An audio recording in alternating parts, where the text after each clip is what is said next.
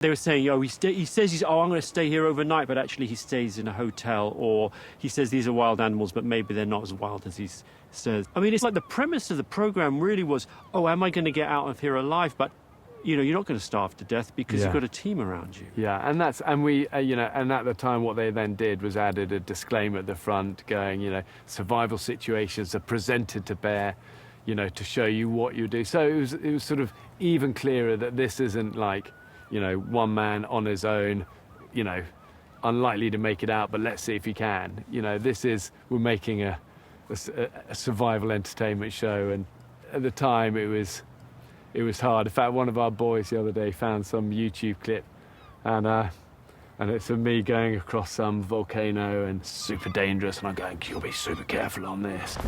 Really careful crossing these, just because you don't know what's solid and what's hollow underneath.